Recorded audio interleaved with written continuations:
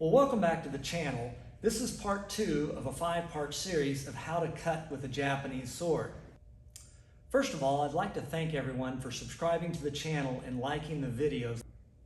In part 1 of this series, we covered the grip, how you grip the sword, how you can use the grip to move the weapon, and also the wrist control. And if you haven't seen that first video, I highly suggest you click on the link above and watch that video first. Now, in this video, I'm going to cover the ergonomics of the elbow, the ergonomics of the shoulder, and how everything works together and how you can use pressure in your center to pressure your weapon. The last 3 videos are going to cover how to bring the power up from the ground into the stance and into the weapon. Now, first I'd like to cover incorrect body mechanics. And before I go into that, I want to explain that to make these videos, it's very difficult to see on video what we're filming.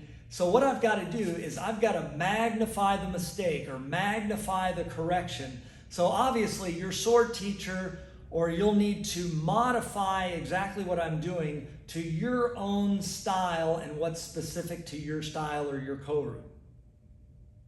So the bigger picture of what students do wrong is if you start with the sword above your head and somebody says, well, cut with the sword, well, the first thing they think is they have to pull their elbows back. So that's the first thing that happens is you pull your elbows back. Okay, so pulling the elbows back to get the weapon to go forward. Okay, so you pull and it goes forward. So then if you're going to get power, what has to happen is as you're pulling with your elbows, because your pressure's going that way, you throw your upper body forward to compensate for that. And then you pull your weapon, you pull your center back to get everything to move forward. Now, obviously that's an exaggeration because what actually happens is as you pull, you compensate. So you pull back and you compensate with pulling your energy back. So that makes it harder to see that you're pulling your center back, you're pushing your shoulders forward, and you're pulling your cut. Because I can do that without you necessarily being able to see that. So what I'm going to show you is some principles that you can start developing a feeling throughout your body, and when you move from that feeling, then you're making a correct motion, no matter what style you're studying. So we're going to start basic, step by step by step, and I want you to do each step as I show you so that you don't develop any incorrect motions or biomechanical incorrect positions. Okay, to correct all these problems in a sword cut, first thing I suggest is you get a partner and you get a bow, okay? And you actually, we're going to start, I'm going to push this bow into his stomach. See how I'm pushing that bow into his stomach? I'm preloading this bow. Now when I preload, I'm going to push that into his stomach. I'm going to then set that into my stomach, so that is, now I've got a lot of pressure pushing back between us. Now, as I'm pushing with my stomach, I'm going to, from this position, remember we talked about the squeeze? So from here, I'm going to push my shoulders forward and preload my shoulders. So my shoulders back, they're not preloaded. Here, they're preloaded. Because when I push with my center, push with my elbows, squeeze, I'm going to push out, pushing out. See, I'm pushing. And then now gravity takes over. So gravity comes back, almost a slicing motion back to me. So I'm pushing out with my, and this gravity just kind of takes it down. So instead of pull down, because if I'm closer to him, now I'm going to come in here.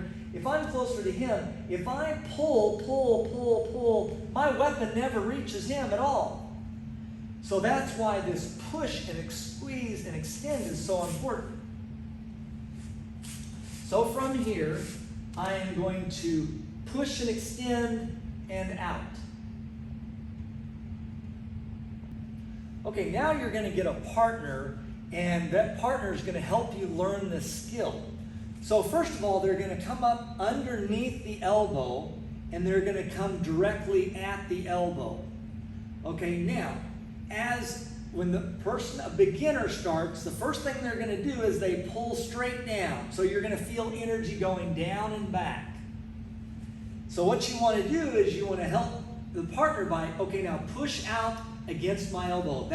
See, he pushed his shoulder all the way forward.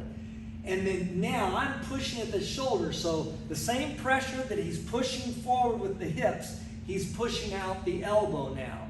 Okay, there's no slack, it's preloaded. Then I'm going to come over to this position.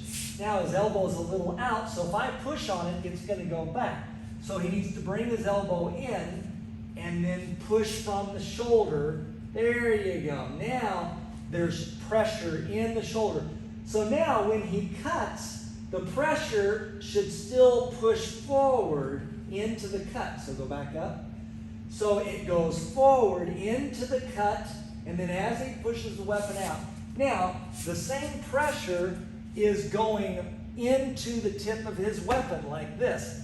Because what happens is gravity takes it down here. You don't need any pulling action. Gravity takes it down. Now, I know it would seem like a good idea to do both elbows at the same time, but if you do that, you're going to end up with a Darwin Award because he's going to whack you right in the face. So obviously either get to one side or the other, but the pressure forward is equaling the pressure in the elbows. Okay, now that we understand the elbows going forward and pushing out, there's another concept we need to understand, and that's when you bring it back, how far back do your elbows go? Do they go back to here? You know, what is the purpose of your elbows going here and elbows coming together? Well, on a broad spectrum, what we need to understand is, and I'm going to magnify this, when my elbows come together, see, as they come together, it actually, see, I'm grabbing the sword here, so when my elbows come together, it actually causes the grip to tighten as they're coming together. So as I'm pushing my elbows forward, they're coming together and tightening the grip on my weapon. Okay? So the question is, how much to bring the elbows back? So the short answer is don't bring your elbows back. Well, what do I mean by that? Well, typically, you've cut out and you've got an extension cut. Then what do is you break your elbows, you put all this slack, and you lift the sword back over your head. Then you've got to get all your preload back and extend forward. So, how do you lift the sword without losing your preload? Okay, so instead of pulling your energy to you, watch, I am going to push my elbow energy forward, push the energy forward, and that's going to raise my sword. So here, I'm going to push my elbows forward, and I'm going to push harder with this elbow than I push with this elbow. And then I'm going to push to come out instead of pull to come back. So it's push back, and then your elbows are already preloaded, so you can push forward. Okay, now in later videos, I'm going to show you how to use your hips to raise a sword. But in this video, I only want you using the pressure in the hip, but no rotation and no pressure back and forth, or you'll screw everything up. Now, I want to make a comment specific to like Iaido, for example, where you bring the sword back behind your back before you cut. Because if I do that and I try to throw my elbows forward immediately, I'm going to hit the back of my head with the sword. Unless I squeeze here and have a little pressure from my hips up into my elbows up as I cut. So if this is unique to your style, this would apply. So from here, instead of pushing straight forward, I'm going to push up a little bit and then out. Okay, now what I want to do is I want to put all the concepts into one review. Now, if you have your sword over your head and you start pulling, what's going to happen? You pull, your shoulders are going to go up, your energy's going back. So I have to develop energy with my upper body going forward, and that's going to make my center want to pull back, and you're going to lose your pressure of your center. So, get a partner, start learning what this feels like to have center pressure. And then above your head, you're going to actually push your elbows out. There's slack. So if I push my center forward, my elbows go forward. There's no slack in the system. And then I'm going to first squeeze and push. I'm only pushing forward, but gravity is taking the sword cut down. Okay. Now you can get a partner to do this. I'm not going to lift my sword with and then push out. Lift and push out. I am going to extend. I'm not going to rotate my hips, but I'm going to extend, pushing my elbow out, and that pushes my weapon above my head. Now I'm going to push out. He's going to push back and down. And then I'm going to push out forward. He's going to push out and forward and down. Okay, so you can do this as a partner practice. But what I don't want you to do is start rotating your hips or pushing forward, pushing back. I want you to stay with the stable pressure just for this video. Thank you again for visiting our channel, and I hope these principles are useful for your training. Again, thank you for liking and subscribing to these videos, and if you'd like to donate monetarily, you can donate in the link below. Now, I've also have another video on shoulder biomechanics that you can click on from the link above, or I'll put it in the description.